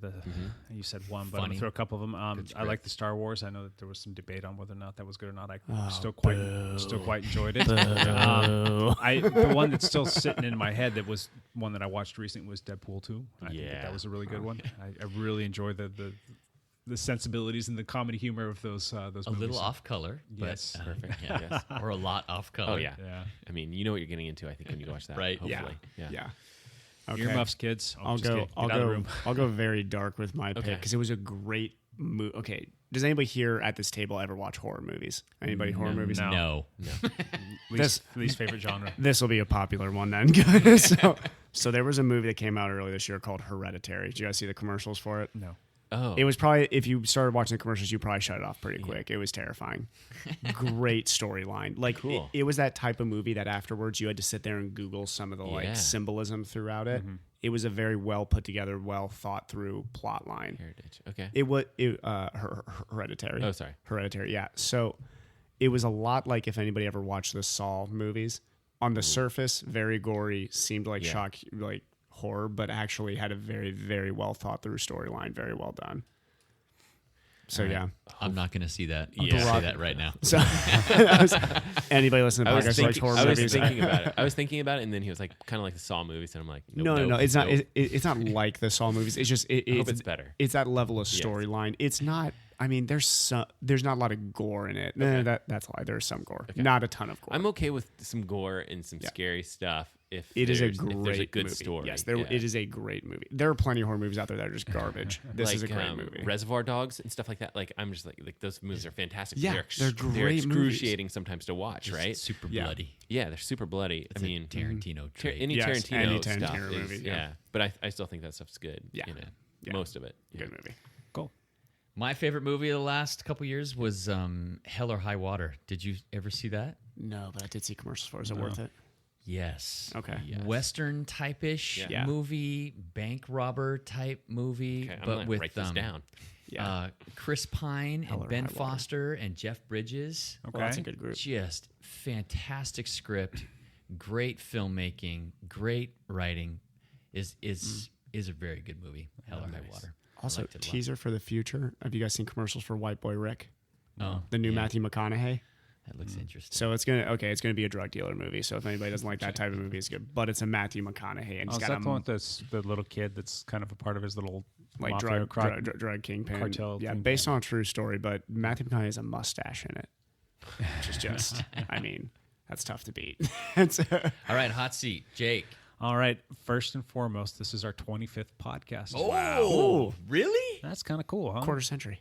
How did that happen? I don't know, but reflecting on that, we've had some pretty cool people come on. So my question to you guys is, in the future, and we'll say even near future, who are some guests that you'd like to have on the podcast with us? I'll let you think about that for a second. We've had probably, 4 or 5 people come on and join us. Let's bring Justin Wagner back on. Oh, that's a He's must. awesome. I think he's settled down into the Salt Lake area Yeah. now, so I think we need to get him back on. Justin, I'm going to be calling you this week. I know you're listening. So, He's awesome to have on for Yeah. sure. Yeah. so on that note, Lance has had some spectacular interviews that we're going to be releasing on their own little podcast here pretty soon. You guys can keep an ear out for those. I've managed to get a couple of the people lined up, but who are some cool people that you guys would like to have on? I think it'd be really cool to get a professional cyclist, a current professional cyclist, or just to call in with us. Yeah, so Peter Sagan, if you're listening, Correct. We know you listen, so just give us a shout. I mean, I think it's possible if you reach out to the right people for somebody to give us 10 minutes or 15 minutes on a phone call. Yeah. So I don't know who that would be. Well, we've but got some that would be we got cool. some guys on the pro tour Yep. that are from like the Bend area, which Yeah. isn't too far from us. So was that Ian Boswell? Yep. Ian That Boswell. would be amazing. Or like Lawson Craddock with his great story from the geez, Tour de yeah. France. Even some of the Continental guys, like when I was living in Colorado, I have some friends who have a lot of connection to the Continental U.S. Pro Yeah. team. So kind of hearing from, the World Tour guys are awesome, but then also from, the quote unquote back, the guys bringing the bottles up and stuff like that. And so, absolutely. I just think it'd be cool. I'm Yeah. just Or thinking maybe big. like a Phil Gaimon or something like Yeah. that. Yes. Phil Gaimon, Oh, yeah. that How would be entertainment That packed would would be that hilarious. be for us? So, Phil, Yeah. please. So now Matt from the triathlon I world know. here, I would. I would love Lagerstrom. yeah. Eric, Eric, that we could ask. just him to watched come him on. win Santa Cruz. That would be that'd be an awesome interview. We And he's could just get- such an interesting guy too. We could get Lagerstrom in studio, couldn't we? Possibly. Yeah, he's from across the river. Yeah. So. That would be We cool. could lure him over here. Okay. All right. We need to work on that. I'm on it. And then also I'll be in Reno for the National Oh, Interbike Conference here you're coming gonna up have for Edge Cycling. So I'm going to interview my business partner Shane Page Yes. first, and then I'm going to do some lancing out there. See if I can grab a couple grab some interesting people. Yeah, grab an I interesting interview or two. I think I know that some of the professional athletes we're interested in, but I actually think some of the industry professionals, where they're building either bike components or whatever it is, I think that would be super interesting as well. So I'm gonna don't go know. grab some cards out there and be like, "Hey, would you want to call in sometime?" So Yeah. yeah. I think and there's some other people. There's some local people that work for SRAM in the area that we could ask to come on the podcast. That could be in studio as well. So there's some really interesting options as for guests. And I think I don't know, maybe I'm just that like tech nerd that just wants to dork out on that's the cool stuff. It components. really is. But I mean, I'd like to see it. I guess the only problem with that is like we want to ask like, oh, what's coming next, and of course they're not going to be able to talk about it, but still, it'd be interesting. Just pry at them. We gotta be like, to like give up, really good at give interviewing. us insider information. That would be fun. Yeah. As for me, I'm not going to put somebody out there because I've got my other people that I'm working on right now that they're probably not going to be all as exciting as the people that you are going to have. But what I'm going to do is I'm going to ask the people who are listening to post something up in my spot and say who it is that you would like to have on the show. Who would you like us to talk to, or who would you like us to start pestering and tagging and pinging them, pulling the old Lance Romance out there at Rebecca's Private Idaho and hey, we're going to interview you, dang it. And please don't put down like Chris Froome or something like that. Or like, yeah, something that would be fitting that somebody might want to take that bit of time, call in, talk to us for 5, 10, 15 minutes, however long, or heck, you come in and do the whole show with us. We'd love to have you. So if you want to have us try and get in touch with someone in particular person, go to our Facebook page at Dial Podcast and post something up there. Hit us up with a message or IMS. Maybe we'll try and make it a little bit easier and create a post like asking you who you'd like to hear, but we'll put that up there. But yeah, I think that'd be a lot of fun. That's a great idea. I like it. All right. So one last thing. Who wants to start? Anybody got a hand up in there? Anyone? Ooh, I haven't thought about Crickets? that. next weekend, ITU World Cup Championship, the Gold Coast, on the Gold Coast. Beautiful. Yeah. Calling it right now. I'm the only one who gets to make a prediction. Mario Mola, which is not a bold prediction at all. Yeah. Guy's been dominating. Bold move. Yeah, exactly. That's like saying the Warriors are going to win the NBA championship. Matt, one last thing. Cross country season full effect. We have kind of established our team, and our first race is on Saturday. So we'll see how it goes. Good luck. We actually have a race on Tuesday, but it's a kind of dual meet. So our first real meet is on Saturday. How many kids are going under 16? Oh, 4 maybe. I don't know. Yeah, that'd be a lot. Fast. If we have 4, that'd be amazing. But Yeah. we'll see. Yeah. Lance Hepler, one last thing. Oh, I'm just praying for no mechanicals in my next Yeah. 8 races. That's the number right here, Lance. Just don't prove me. pressure Don't on. make me a liar right here. No mechanicals. Yeah. All right. My one last thing is I have 14 more days of my immobilizer, which I've taken off at this very moment because I'm supposed to do my arm straightening exercises because my elbow doesn't want to fully straighten out. I'm missing quite a few degrees of full extension, so I'm trying to do that while we're doing this. Killing 2 birds, 1 stone here. So, but 14 more days of that stupid thing before I get to start physical therapy and hopefully start to make some strides towards getting healthy again. Still going to be a long road and still a lot of other stuff that needs to heal, but fingers crossed that'll start to come. Are you able to get on that trainer over there that you had set up earlier? It's set up and it's staring at me. It mocks me. It calls me names like fatty and slowpoke and stuff You like had that. I know that he's got this nice little table set up that at least gets it to where you can rest your arm up there on the table, correct? Yeah. Is the goal there? Yeah. It's something that I think I'm going to have to try this week. Even my wife has been calling me names and telling me to get on the trainer and poking fun at me. So, and at the party last night, I must have been asked, a dozen times, when are you going to start riding on the trainer again? I know you got that set up in there. I'm like, dude, you have no idea how uncomfortable it is just to be in your own skin. So, but, the surgical pain stuff is starting to settle down a little bit. It's still just the neurological pain that's there. And it's so hard to explain how that feels. It sucks. And until you've actually been in that moment, know what it feels like. It's just the smallest, stupidest little things can set it off. And then there's the whole fact of riding with an immobilizer while you're on a trainer. You might as well put a big old poncho on me and wrap me in plastic. And, it's like a hot thing that's just like, it's uncomfortable and it's making you hot and just don't want to do it. So, getting close though. Very close. We're all pulling for you. Immobilizer's almost off. It's right around the corner. Yeah, it's almost there. Yeah. So, all right. We are done. That's a wrap, folks. So, before we say goodbye though, please go check us out on iTunes or wherever you listen to us and give us a nice little review. I think we had a few more, which was kind of nice. And that helps us with this little show and helps us kind of get a little bit more word spread out there and helps us help the communities that we love to serve. So check us out there and say nice things and give us 5-star reviews. We love those. Check us out on social media at Dial Podcast on Instagram or the Gram, as the kids say. Right, Matt? I don't know. Is that what the kids say? I don't know. Matt's not cool anymore. He doesn't know. Check us out on Facebook at Dial Podcast there. And real quick, go check out Matt Legrand's YouTube channel. I say this all the time, but he always posts the best videos, and I love him. And seriously, I might get all like happy when I get the little notification on my phone. I get because I smash that like button and I hit that little bell thing because that's what Matt told me to do. That's I get these notifications and like I get to watch his little videos like right away. So. The videos are both good stuff and they're also glorious.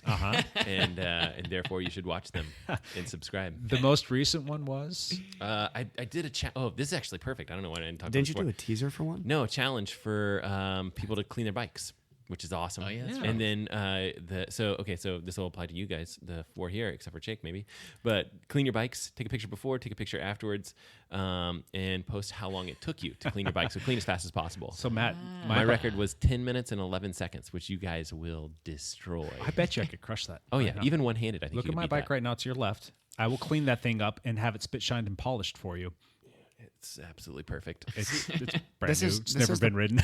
This is the thing, though, is that like Jake's bikes are generally cleaner, They're always just in perfect. general. Yeah. I don't know But still, about that. Like ours are even ours are just even garbage. if they are clean, if you go through the process and time yourself, I'm curious to see how fast you can do it. So I think that's kind of part of the fun. Clean your bike challenge. I like it. And Evan, I know your bike needs cleaning. Yes, there's got to be a handicap if you have a cyclocross bike, though, right? Nope. No. Just clean it. Just clean your bike. Those are filthy. Yeah, they are. That's in the video. That's what I talk about. I'm like, it doesn't have to be perfect when you're finished, but you are gonna have to take a picture of it and post it. So you kind of want it to be nice. Just be really good at Photoshop. Yeah. So, yeah, No. I still think you can. 10 minutes. It's like hose the frame, clean the wheels, clean the drivetrain. Hose it all off again, dry it off, and hit your stop. But see what you get. Yeah. I know that there are a lot of just cyclists in general who listen to this that don't really partake in the whole triathlon scene, and Yep. that's fine, right? Oh yeah. Yeah, we're still okay with you guys, right? Yeah, any bike, and it's any bike you want to clean. I actually Okay, suggest so like a kid's bike, right? Because That's exactly where I'm going. Oh, yeah. You don't have to be a triathlete to enjoy Matt's videos. Oh. Yeah. There are quite a few of them on there that are very triathlon specific. Like I'll never be riding a wetsuit on my road bike unless it's like one of those super rainy days. Maybe that would be might be advised. great. But Not a bad idea. there's Very still cool. a lot of good information on Matt's his YouTube channel about like just working on shaving time or like cleaning your drivetrain or different kinds of lubes to use or different kinds of just information with respect to like inner tube tires and whatnot. It's cool stuff. it's cool stuff. Or should I just say it's good stuff? Good stuff. It's good stuff. All right. We are done. Thank you guys. Lance, Thanks, go get Jake. them. You got 5 more wins to get. Make me win, 8 more please. wins. Matt, good luck with your cross country Thank you. matches. Evan, congratulations to get on that fantastic Thank win. you, sir. Go get that pro card. All right, this is Jake saying goodbye for all of us. Bye for now.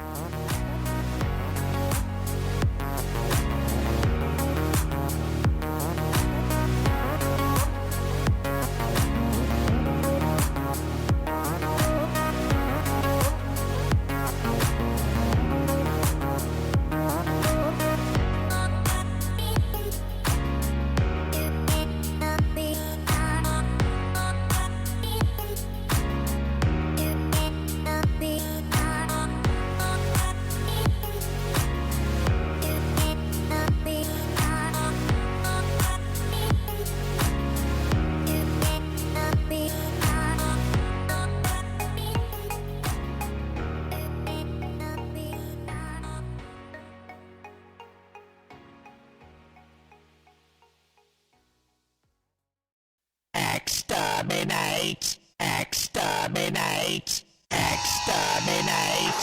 Exterminate!